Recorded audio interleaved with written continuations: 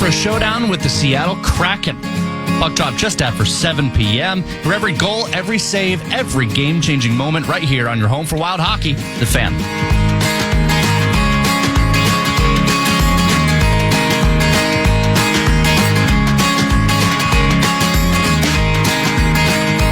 Russo Radio at Russo Hockey via X. It's 10:05. Welcome back to Vox in the Box. What's up? Good morning. How are you? Yeah, good. I was I'm glad I made it on time. I was just in the PR office just shooting the breeze. I'm like, oh my God. That's all good. Yeah. That's all good. So we don't overwork you 9 to noon style. And knowing I didn't really know we were going to be here until a couple of days ago, I went to texting your cohort yesterday. And holy cow, what a wonderful week Joe Smith has. Yeah. I mean, at the national championship game last night, I'm like, wow, are you covering it? He goes, no, I'm a Michigan alum. I'm like, wow. Then they win, and he's off to Las Vegas to cover the Frozen Four for the Athletic. Yeah, I texted him last night in the fourth quarter, and I basically told him not to storm. Michael, they have 2 halves in college basketball. Oh, yeah, right. Yeah. I used to cover FAU, coincidentally. So did you really? Yeah, so FAU way basketball. before Dusty May was there. Oh, wow. But, but anyway, I texted him late in the second half, and I said, don't storm the court. And then all of a sudden, UConn just started. Isn't it amazing that swing that happened, like, with about 2 minutes, or less than 2 minutes left, where all they have to do is hit a layup, and it's down to 4. Mm-hmm. Next thing you know, they go and drain to 3, and it's 9 again. Yeah. Man. A lot of people unhappy about that 7.5 point spread. Yeah. What it finish at, a 6? I think it was at a 6. Oh, gee. PA, let me ask you this, because you're a hoops guy.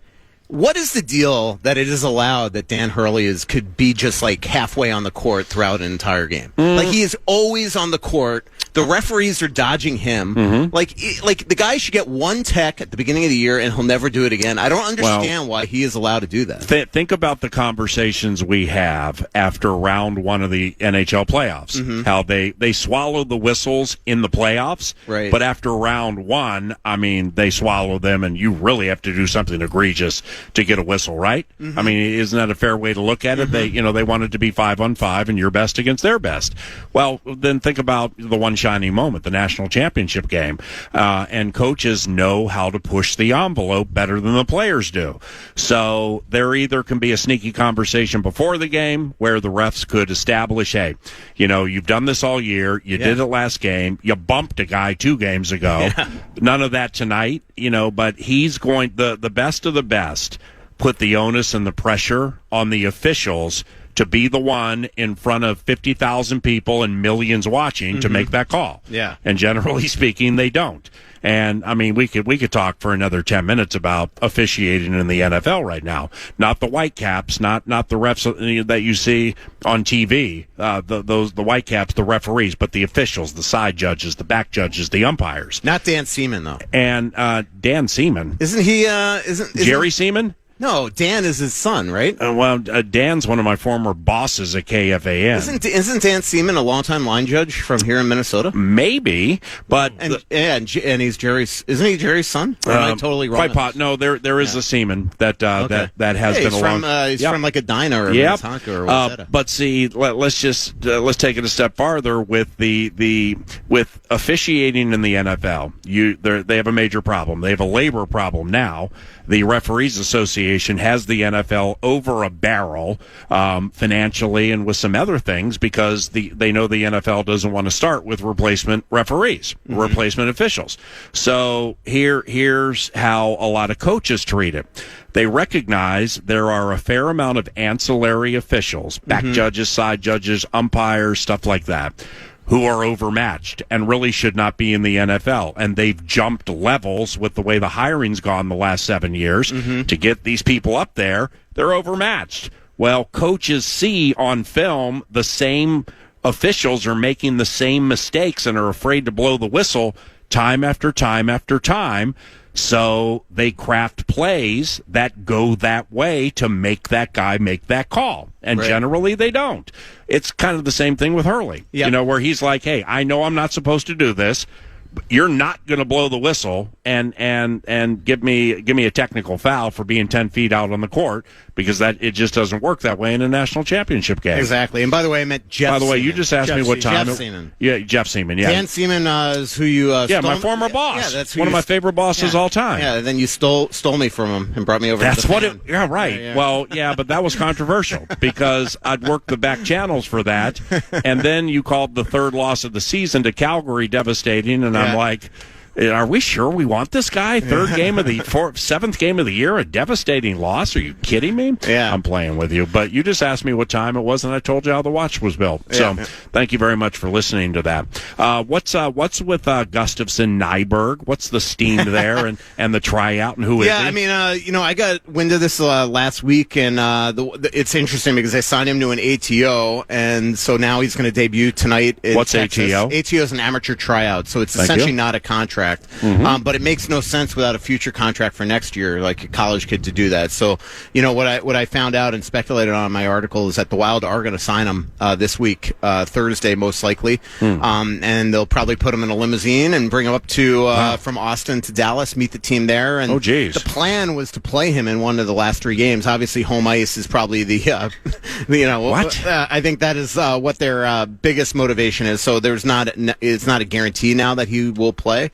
But if home ice is secured one way or the other, I could see him playing, in St. Louis or maybe not in the playoffs. No, he's not allowed to play in the playoffs. Well, if he were allowed, they still wouldn't play him in the playoffs. Yeah, exactly. And it's same thing with like Charlie Stramel. I can't wait to talk to him later today because they had a deal done to burn the year. He breaks his ankle.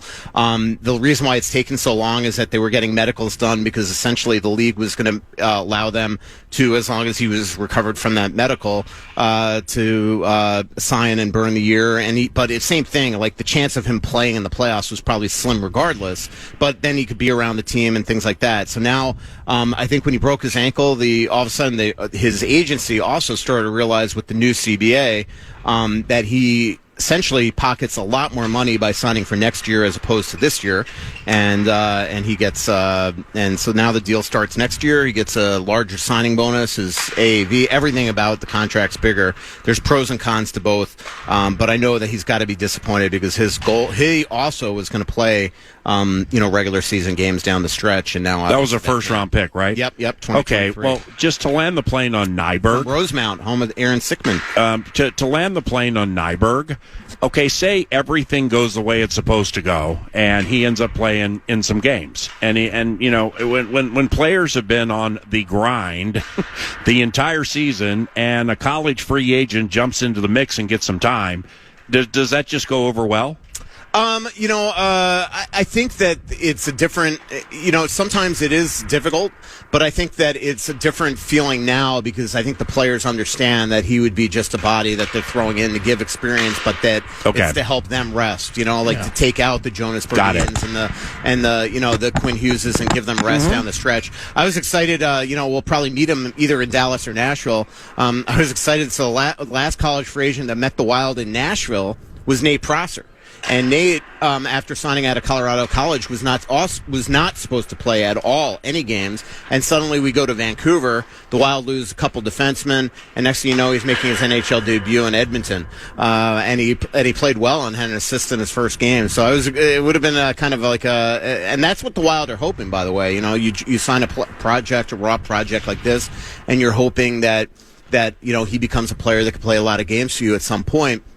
I also like, his agency, O2K, Dean Grillo, local guy here in Minnesota, is his agent. And, Dean has a history, Dean and his agency, Eustace King, Matt Oates, those guys, they have a history of placing college free agents on, one, good teams, which is the opposite of what a lot of agents want.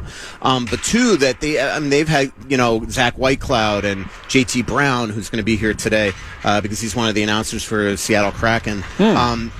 Jason Garrison, Matt Reed, who played for the Wild at one point.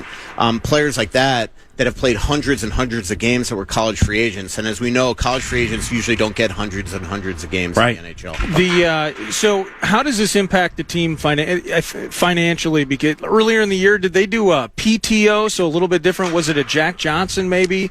Or something? Yeah, so he came in on a PTO in training camp, and then he was trying to sign as a free agent, and then obviously he just wasn't good enough and eventually wound up retiring, and the Wild cut him from the PTO. Wild did that a couple years ago with Brett Larson as well. I feel like they had another player. It was not Brett Larson. Brett Leeson, right? Right. Getting all these Leesons. No relation to Dan Seaman or Mick Anselmo. Jeffs and Dans. But yeah, remember they brought in him. They brought in him in training camp too, and we all thought that he was going to make the team, and then he was just lousy in camp, and they dumped him as well.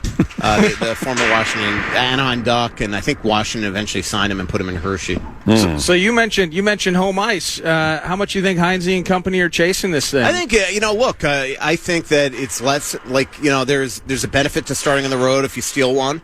Obviously, you get the extra home game at home, but I think that when you're playing Dallas, and historically this team hasn't won a lot of games in Dallas, I think that it is huge. And the Wild have tried to play Dallas before without home ice and hasn't gone well a couple times. So I do think that it's something that you're striving for right now. It's kind of a shame the amount of games that the Wild have blown here since the Olympics, especially against non-playoff teams, because you win one of those games and you're tied with Dallas, and obviously you win a couple of those games and you're ahead of Dallas. So it would definitely change the complexion of this week. But look, this is why John Hines has been kind of talking all over the map about plans when we keep on asking what the plans are for the final week, and why he said that he wanted to go into the Ottawa, Detroit, and Seattle games and really determine the plan from there, because you could have all these great grand plans, but they change with whatever happens, injuries or wins or things like that. And now I think that it does change. I bet you that going into the Dallas game last week, they were thinking that they would try to take a lot of their big players out and not risk injury. And now I wonder, I've got to think you're playing your team. They're obviously starting Gus in Dallas because he's your number one going into the playoffs. And I do think that now you're going for home ice. After sitting for a spell, how has Danila Yurov looked the last three? He's played really, really well. He's been good on the penalty kill. They've tried to use him on the fly on the PK because his faceoffs continue to be an issue. And it's really probably put Bobby Brink in a position where he might be the extra guy to at least go into game one, depending on what they decide with what type of lineup they have, whether it's a Nick Foligno or not. So they have this chemistry between Yurov, Tarasenko, and Trenyan, and then you could have a heavy fourth line with both Folignos and McCarron. Or do you take Danila out and put McCarron or Nick as the third line center with Bobby Brink on the right? I don't know if they want to have Foligno or McCarron as your third line center. Isn't Foligno better at faceoffs? Or the other option, yes, and especially on the PK. Then the other option, obviously, is to have Tarasenko, Yurov, and Brink, who I thought in the Vancouver home game, they were tremendous together. They did everything but score. So they have a lot of options. Whether you go with Brink and Yurov on that line, whether you go with Yurov and Trenyan on that line, or whether you sit Nick Foligno. I just, whatever decision they make for game one is going to change with a loss. Yeah. I mean, that's what we know, right? I mean, that's just historically in the playoffs. That's the way it works. So I don't think that fans should, whatever they decide for game one, that's the lineup they're going for that game. It doesn't, if you're going to go on a 4-round playoff run, which is what this team's ultimate goal is, you're going to get a lot of these guys in at different spots.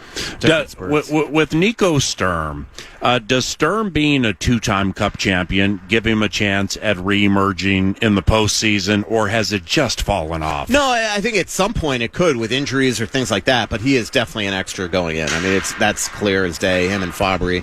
And then they'll eventually probably bring Hunter Haight up and things like that. So, but I don't think he's again, if you're going to go on a 4-round playoff run, you're going to sustain injuries. It's great to have a center like Nico in. Joe and I have been sort of, I don't want to say predicting, but definitely dropping hints for the last 2 months that it just felt like Nico was on the way out. Yeah. It just. But I know the team is a little disappointed in his play this year, but this is what Nico Sturm is. Like this is, he's done his job. He's not a goal scorer. He's won face-offs. He's done well on the PK. He didn't play as much for Florida last year as I thought. Yeah, but that's it. I mean, like in Colorado, he was a fourth liner. In Florida, he didn't play a game in the Stanley Cup final. He played one game in the conference final. I remember it because I covered it. So he's won a couple cups, but this is his role. And the one thing about Nico is, like, obviously deep down he wants to be in the lineup, but he's such a good guy that I guarantee you that he understands the role now. He's done this before, and he's going to be positive around the room. So you were mentioning Urov and Tarasenko, and they just played in Detroit. Kaprizov has the hat trick. Right. And I don't want to put you on the spot, but Detroit at some point 35 years ago, maybe 40 years ago, were they really kind of the gateway to Russians playing in the NHL? Yeah.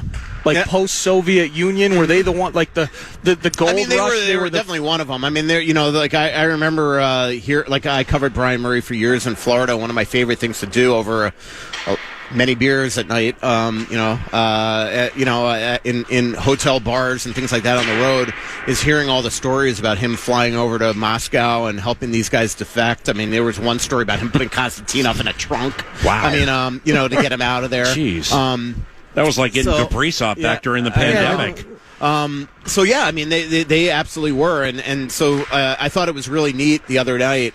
In fact, I'm going to ask Carell about it today because TNT had some B-roll of him walking into the arena and kind of admiring the history of the Red Wings, and I'm sure that the Russian Five is something that growing up he was essentially studying, right, and being as young as he was. And I bet and I'm sure that he knows a lot of those guys now, whether it's Fedosov or Kozlov or Fedorov. He definitely knows Fedorov. So I'm sure that there was probably some cool, like almost like going to a museum, right? That's what it looked like. Well, and that's a fascinating story. Well, that's why I asked, just because you think about that time, and when I look back as a more casual hockey fan, I think about the Soviet Union, I think about the Miracle, I think about Lake Placid, 1980. But at some point, as political tensions eased, really, really good, high-quality players had to find a place to get a paycheck. The NHL's like, hey, those guys are really good. I want them on my team. I want them on televisions in the United States to grow our brand. Somebody kind of had to, blaze the trail there. I mean, there's so many stories. Like I covered Pavel Bure and Val Bure in Florida, and they essentially had us run over here. I mean, Val was he the Russian Rocket? The reason why Pavel was drafted in the 5th round is nobody knew that they could take him, and then there was this huge controversy that Vancouver actually took him. And what's really cool about Urov and Tarasenko, to bring it back here, is that Tarasenko has been such a mentor for this guy. He helped him find his apartment. He during training camp, he brought his laundry home to do it at his house without Urov coming. Like he would just literally, like this guy that's been a goal scorer for years, one of the great players in the NHL, is bringing bags of clothes home to his house to do laundry. And this is when his wife and kids were still in Florida. So he's like literally doing Urov's laundry at his house. Wow. It's just. Have you written about this? Yeah, Joe Smith actually did spectacular. earlier this season. So it's really cool. Well, it's crazy how those mentor situations, you just think, you just make the connections. We talk about it in football, like young QB, learning behind a grade, etc. How realistic is it that this old grizzled vet's going to take the time to raise this kid or really impart any wisdom of the game on him? It sounds like this Tarasenko thing, whether it's the 20-plus goals, is we were hoping maybe for a career resurgence, combined with taking young Urov under his arm. It sounds like that's kind of played out in spades. Yeah, and look, I was not knowing what to expect when he got here. Obviously Detroit wanted to get rid of him. I mean, they gave him the Wild for future considerations. Hey, Dave Mizutani, Vikings writer for Pioneer Press, covering today. When he covered the Wild, he didn't have a perm. He's let his hair go out, but he has nice, naturally curly hair. I can't wait to tell him I said that on the air. Yeah, he's a wonderful guy. I think that Vladdy has really done a good job this year. He's a really good guy, and it's going to be really fascinating. Like the Wild have 8 unrestricted free agents. Like Bill Caron's going to have to make some really tough decisions after the season. Like if Zuki wants to come back, he's going to re-sign him. If JoJo wants to come back, he's going to re-sign him. Bogosian, but now Tarasenko. I mean, this could be, and if you can get these guys on sweetheart deals, then you have more of a fiscal certainty of what you could spend this offseason on Quinn, going after, a top center or a top winger. So it's going to be a really fascinating offseason, but they got a lot of work to do before the offseason, hopefully. How sneaky is it, your childhood favorite team, the New York Islanders, hiring Pete DeBoer right in front of the postseason? Yeah, it was, I think that they realized that probably if they went on a little, I think what they were worried about is that if they made the playoffs, that while they're in the playoffs, somebody else was going to snatch up Pete DeBoer. And I think they wanted to get ahead of it. Now, the Islanders have been really bad analytically all year long. It's impressive, but it's largely because of Sorokin that they're even in this spot. But I was definitely shocked that day. But now, in hindsight, you realize, one, they're hiring a coach that has been to conference final after conference final after conference final, so maybe he can help them make the playoffs at a minimum. But two, clearly Matthew Darche was planning on getting rid of Patrick Waugh in the offseason, and he didn't want to risk waiting a couple weeks or even what if they win a round or two, and now you've got to then you have to come back with a guy that you don't want to have around. So excited for the Isles right now. Well, correct me if I'm wrong here, but DeBoer is historically good in the postseason, isn't he? No, he's never lost a Game 7. He goes to the conference finals. He's been there with San Jose. Well, he's Stanley Cup Finals with San Jose. Obviously Vegas. Yep. Had the run there in their first year, and that was Gerard Gallant. But then Dallas as well. But I will say, man, he is just making the tour around the league. He has coached. He's coached Florida. He's coached the Islanders. He's coached New Jersey. He's coached Vegas. He's coached San Jose. I feel like I'm forgetting one. Dallas. He's coaching every division in the National Hockey League. He's the definition of a retread. Do you think, now I like how you said it earlier, where, hey, if you lose at Dallas or lose to Dallas in Game 1, there will be changes in Game 2, so let's not over amplify or exemplify necessarily what we're seeing right now. And do you think that, what would it take for Heinze to re-engage or reunite Kaprizov and Boldy on the same line? I think it's just something you keep in your back pocket as a nuclear option come game when you're down. I like that. Obviously, and then if you lose a game or two, then maybe you do it there. But if you're down by a goal in the third period, we're going to see them playing together a lot at even strength, especially on offensive zone. So would Tarasenko go up to the second line? Or just Zuccarello goes down to the second line. Most likely is the way that would work. But there's that option too. Like Johansson last year in the playoffs, I don't think he had a point. So if that's not working, you throw Tarasenko up there. The thing is that the one thing that Johansson does really well is get the puck up the ice, out of the zone. He digs puck free for Eriksson and Boldy. And Boldy I'm telling you, he loves playing with Johansson. So when fans... Because Johansson's pass first? I think it's more that he trusts him as a player. He's defensively responsible. He is pass first, right? I will say the fans don't... and maybe even me, don't have nearly the amount of respect for Johansson as his teammates do. His teammates love him as a guy and love him as a player, and clearly this is two coaches in a row that absolutely adore him. So clearly they're seeing stuff that he does that are intangibles. Well, and clearly Guerin, Guerin must love him too, right? Look at the first couple games when Bobby Brink got here and played on the top six with Matt Boldy. They couldn't even get out of their own zone, and then finally, obviously Johansson. I got distracted by Joe O'Donnell here because I got distracted by Kaprizov just zipping up and down the ice. Holy cow! All right, let's call it a day. I wanted to rip Johansson, Joe O'Donnell, because when I was listening to the highlights of his goal call the other day, he called Detroit Hockey Town, when we all know that Hockey Town's in Warroad, Minnesota. Okay, you might lose your Minnesota driver's license. It's that. Hockey Town's Warroad, Joe, in the self-proclaimed state of hockey. Yes. But this is the state of hockey, but it's self-proclaimed. But Hockey Town was Hockey Town long before Detroit stole it. Yeah, I understand that. Yes. Now, look, you're going to end up being biggest Budsy if you continue... If you continue to go down this road, give me a fist bump. Yeah. You're awesome. All right, Thank you. See you, bud. See you, man. Michael Russo, The Athletic, theathletic.com. The Radio Vox for the Wild, Joe O'Donnell joins us next. If you want to chime in what's happening with your favorite KFAN shows, you can. You can make your voice heard on the Bradshaw and Bryant KFAN text line. Just let us know what you have to say by texting your message to 64686. That's 64686. Standard text message and data rates apply. So, Radio Joe, Joe O'Donnell at Wild Joe Radio via X. Please follow if you're so inclined. Your favorite hockey team. Excuse me. We'll talk about the Flyers later. The Minnesota Wild just might go out and win the rest of their games. They just might go out there and win the rest of their games. And if they do you think it'll be enough to get home ice in, as you like to call it, the state of hockey? I do.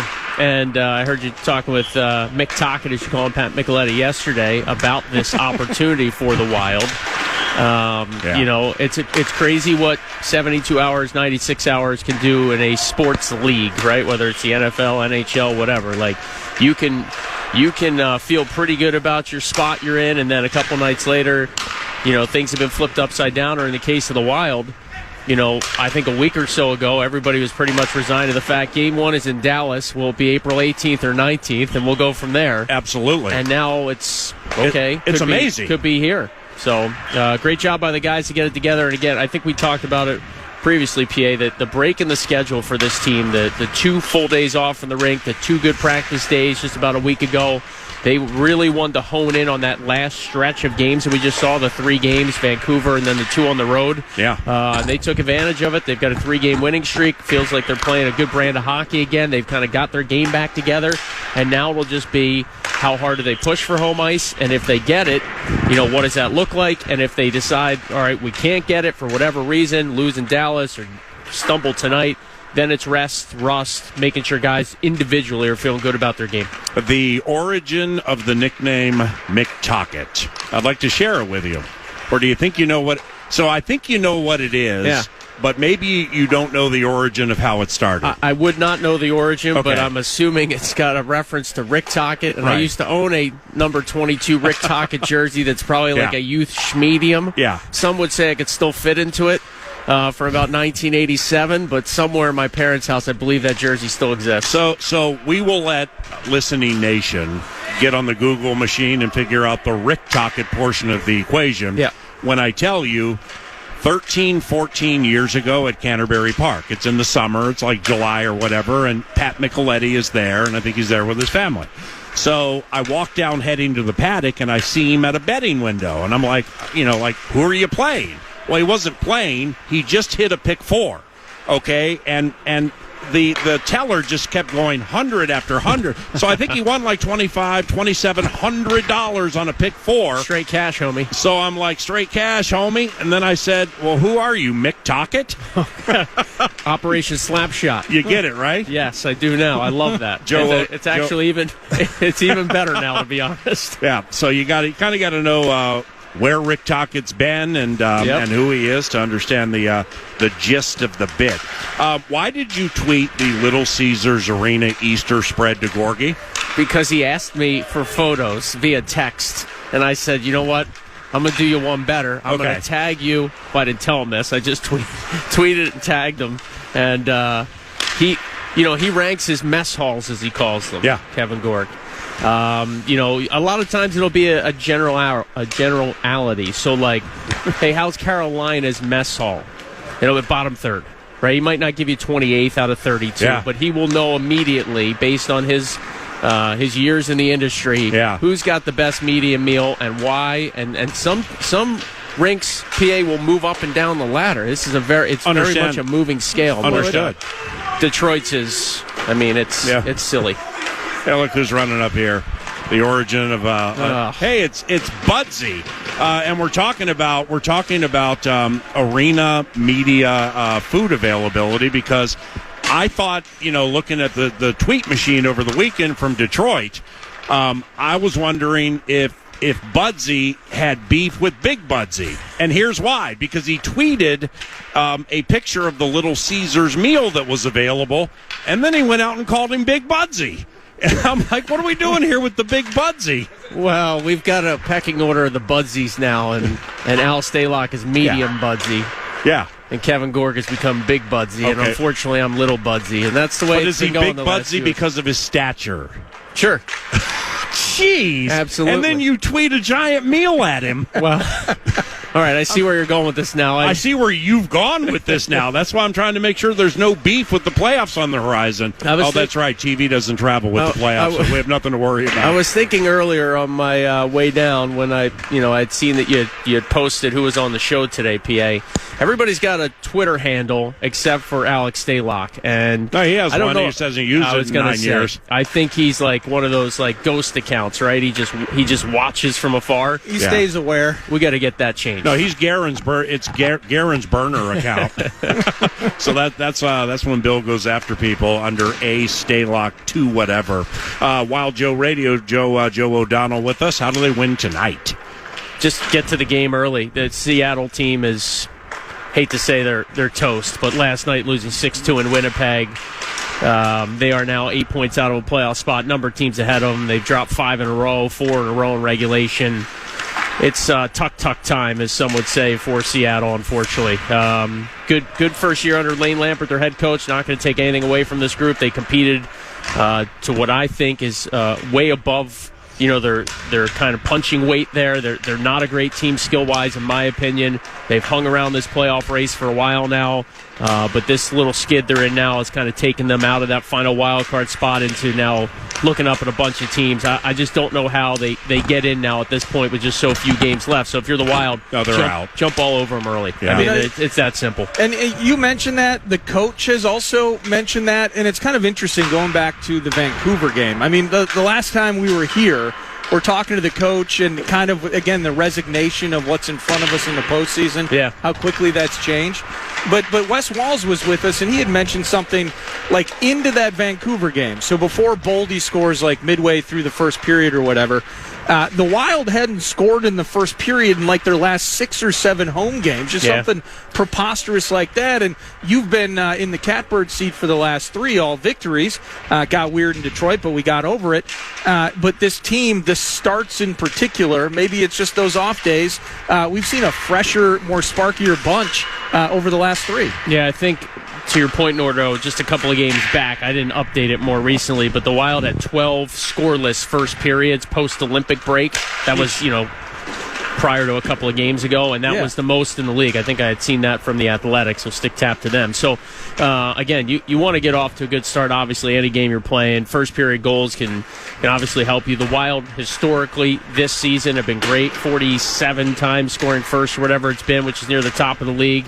So it's not like this has been a problem for them all year. It's just for whatever reason, that patch of games where they weren't playing well against some teams that are out of the playoff spot, out of playoff competition, it was the first periods where it just didn't feel like they got to their game. They had the jump off the opening face-off. Yeah. It feels better now. And, again, I think just overall the Wild's game's in a better spot than it was a week ago. Radio Joe, potential stupid question alert. Matty Beniers. What was, I'm not going to say Macklin Celebrini, but you're going to understand is he supposed to be one of those youngsters that was like face of the game? But, to put a Bedard or, I think it's Schaefer with the Islanders, certainly Macklin Celebrini, Will Smith maybe even. Is it too lofty to put that on him? And what's his game like? Well, he's a second overall pick from a few years back, and to be quite honest, I just don't know that he's panned out to that type of expectation. But again, I'd have to go back and look at that draft year. Who did they pass on? Who did they maybe, if this is a miss, so to speak, because, the 8th pick that year happens to be a stud. Like, again, I'd have to look more into that draft. I think it was the 2021 draft, PA. Yeah, but, I got it. He had 20 goals last year, and he has 19 this year. That's not terrible, right? No, that's not. Yeah, that's average. Second overall 2021. But, at what point does he become a 30-goal guy, a 35-goal guy? You look across the league, there are a number of players that are nearing 40 or have surpassed 40 goals. And if you're taking a guy second overall, you hope at some point he's going to get to that, that juncture as far as being a goal scorer. Hasn't panned out yet for Seattle with Matty Beniers, but I don't think by any means you give up on a kid that's still so young. Wasn't that the case with Taylor Hall? with Edmonton, or even Ryan Nugent-Hopkins a little bit, but Taylor Hall for sure, right? I mean, he was ballyhooed, and it took a while to get going. I mean, even Nico Hischier in New Jersey, I'd have to pull up his numbers, but I don't think the first 2-3 years in the league, he wasn't a Celebrini type where you go, oh my gosh, this guy is the next one. That 2021 NHL entry draft? Yeah. Buffalo, first overall, took Owen Power. Yep. Okay. Big defenseman out of University of Michigan. Still plays a ton of minutes for them and starting to get to his game a little bit. Yep. Mason McTavish third. Luke Hughes fourth. Columbus took Kent Johnson. Detroit took, what an inexact science this is. Holy cow. William Eklund to San Jose seventh. Well, Dylan Gunther ninth to Arizona. That's a heck of a pick right there. Yeah. I'd say I would probably take Eklund over any of those guys at this point. Wyatt Johnston. Dallas got him at 23. Yeah. So, nice centerman. He's the best player of that draft from the names you just read. Johnston. Right. I'd probably go Eklund after that. Obviously, if you want a defenseman, Power. Yeah, big Budsy. You got to remember, though, that was a COVID year, and my understanding of the Stars even being able to get Wyatt Johnson so late was junior hockey was kind of some leagues were shut down, some guys you weren't able to see a lot. So Dallas got a bit of a steal there with Johnston. But again, that was a funky year, a tricky year from a scouting standpoint, I feel like, because you weren't able to get as many eyeballs on kids, and some kids just weren't playing. Well, it's crazy, too, and I was talking with one of the PR guys prior to the show, and first of all, he brought up how amazing the Detroit food situation is on road trips as well. But we were talking about the draft and NFL draft. We're trying to break down what the Vikings can do at pick 18. And this team needs somebody that can compete and commit and be a contributing factor right away, right? But you mentioned the inexact science and the oddity. You're talking about a guy that is a 20-goal scorer right now that was taken 5 years ago. Yeah. And trying to project that forward. You watch the draft and all these kids, man. I saw a draft night photo of Quinn Hughes, as a matter of fact, a few days ago on social. Looks like a freaking baby. And trying to project what he's doing in juniors or what these guys may be doing in college over the next 3-4 years. The insanity of trying to push that into the future, man. I mean, that's tough. The word you use, projection. I mean, it really is. You're taking some of these kids at 18 years old. They're playing in, Saskatoon, and you're trying to figure out 4 or 5 years from now, how big are they going to be? Yeah. What type of skill set might they develop that they don't have? What's their character like? All those things. It makes it so hard, which I think is why, Nordo, you're seeing more now. The college guys are kind of surefire. Right? Like Gavin McKenna played junior hockey. Now you saw him a year at Penn State against guys that are, sometimes 23, 24 years old in college that are men. And how does he handle those battles and that physical play? And all these junior leagues are different, too. Like the Quebec League for so many years was always thought of as high skill, whatever. Ontario League, maybe, and the Western League. You get some of those Western Canadian farm towns, and it's gritty hockey with tough guys and fights. And like Nanaimo? 76 game seasons or whatever they play. So I think there's a lot. The bus rides are 10, 12 hours sometimes for these guys. So you start to figure out who wants it real quick. But it's just such a difference between college game, junior game, and trying to project out so many years. It just makes it hard in the NHL to sometimes get it right all the time. And lastly, I mean, in the NFL and the NHL, you can go up and down drafts and say, all right, well, we took this guy here, but we should have Radio Joe went 10 picks later, and think about how much he would have helped.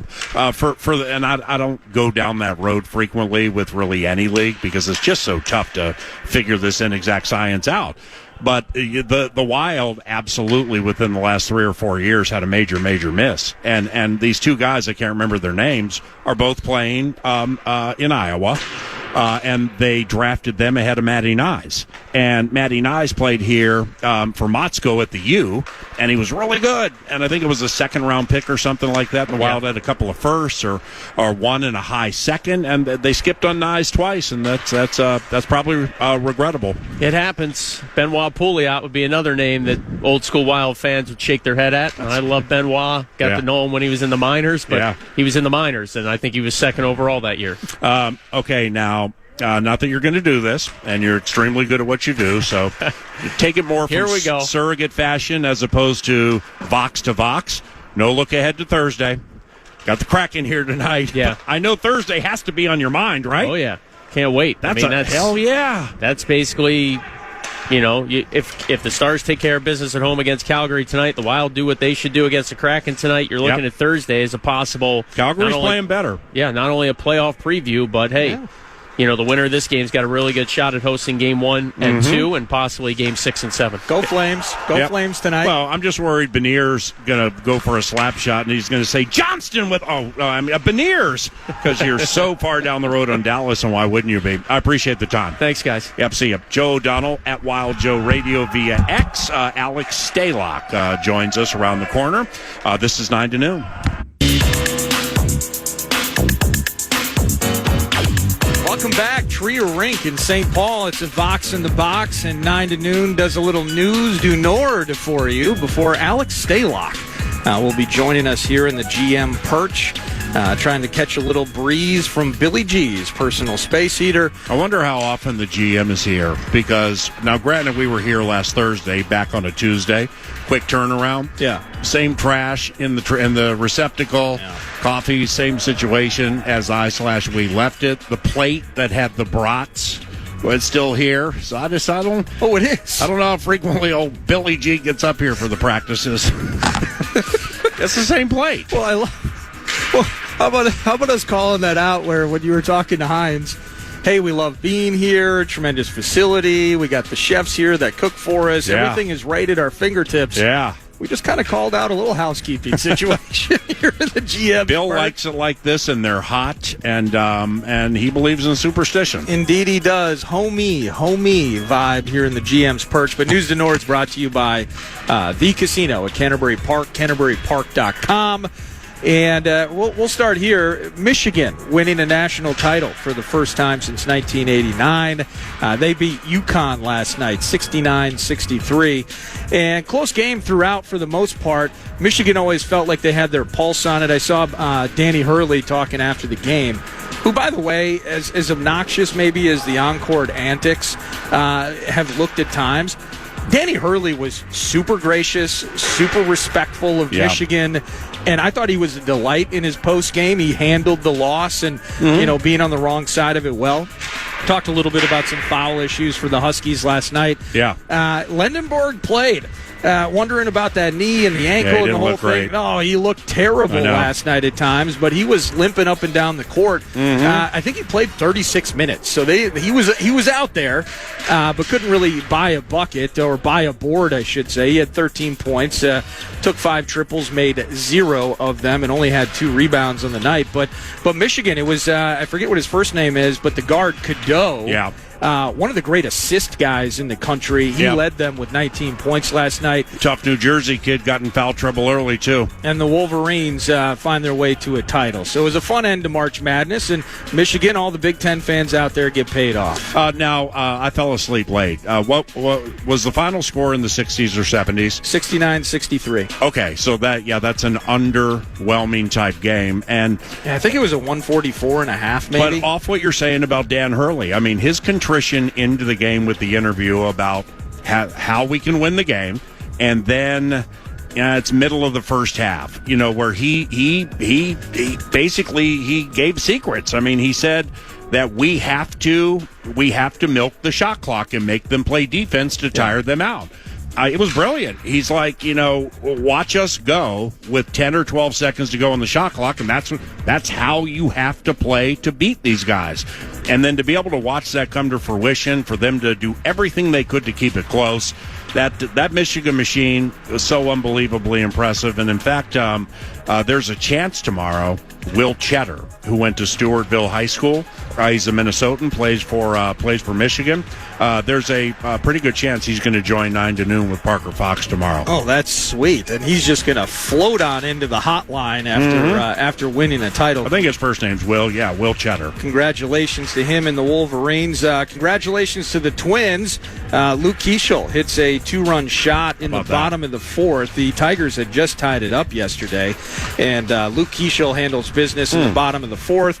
I'm just going to be honest with you. Through 10 games into the season, I don't know who Victor Caratini is, so I just got to find out who he is. But But Joe Ryan gets his first victory of the season. He went 5, and the way you were talking about it, just as good as he was in the opener, and then just kind of got bang boxed around a little bit with the Royals. What we got to see yesterday, still whatever he's battling through, if he's battling through something, I didn't think he was perfect, but he walked a few, also had 7 Ks, so just kind of working his way into the mix. But today, hold on to your butts because it'll be Taj Bradley. Mm-hmm. It's going to be Tariq Skubal on the mound. Taj was good against Kansas City. I thought he was pretty good, but I think it was Kansas City. But we have the A topic. But perhaps we should create something called the L topic. Because yesterday you said something about the pitching matchup and kind of glorified Casey Mize. And I'm like, what? So then I looked it up, and I looked at his game logs and everything, and his strikeouts, his walks and hits per innings pitched and all that. I'm like, damn. Casey Mize, who knew? He's not bad. So I made him sound like a cross between Al Kaline and Mark the Bird Fidrich. Well. And, he just got obliterated yesterday. Holy cow. Might as well have been Larry Mize and jump on the golf tour. Oh, and then finally for you here before we pause, big back-to-back for the Minnesota Timberwolves starting tonight. They're at Indy. Oh, yeah. It sounds like I saw this yesterday from Johnny K. Mm-hmm. And he was on with Bump yesterday, too, so podcastable free iHeartRadio app. Yeah, if they lose this one, shame on them. Yeah, indeed. There will be no Anthony Edwards, but there should be no excuse. Go to Indy. No Jaden McDaniels. Yeah, no McDaniels either. Yep. But with no Ant McDaniels, no Nemhard, no Siakam, no Neesmith. Right. It's no Zubats. Well, remember this, what was it, a year or two ago? When they walked in and Obi Toppin unleashed 7 triples on us. And Nemhart got thrown out for elbowing somebody. Their top 4 of 5 starters were out of that game, and we lost it at home. Yeah. Obi Toppin. Yeah, what is it with this basketball market? Because there was a time when Colin Sexton played for Alabama. They had to play the Golden Gophers 4-on-5. 5-on-3. 5-on-3. Yeah. And, I don't know if they won, but they almost won. Maybe they did win. No, Alabama made it close. A heck of a lot closer than it should have been. So I looked at the Pacers injury report in advance of News Due Nord. They're 13-point favorites, I think. Who is? Wolves are. Oh, jeez. All right, well, push the button tonight and let's roll. Maybe Finchy at 9 a.m. tomorrow. We'll see. Yeah, hopefully if it goes the right way, maybe it's Finchy. If it goes the wrong way, well, it's a Finchy feast. On to Orlando, and that is Orlando around the corner. And then I'm totally missing. It's at Houston, I believe, and then it's home against the Pels. So it's the Final Four. Yep. We were talking about it earlier off air. The Nuggets found their way to victory. They needed all of Jokic last night to get it done in OT, but they do. Blazers blew either a 16 or an 18-point lead in the fourth quarter. Yeah, I don't know if Trailblazers radio does the same thing that I was doing the other day, lamenting games that should have been won, W's that become L's, but they should be lamenting it after last night. Yeah. But continuing to follow, of course, scoreboard watching, which means standings watching for the Wolves' first-round opponent. Former San Jose Sharks, Wild, and Chicago Blackhawks goalie, and current FanDuel TV analyst Alex Stalock joins us from Tria Rink in St. Paul after this.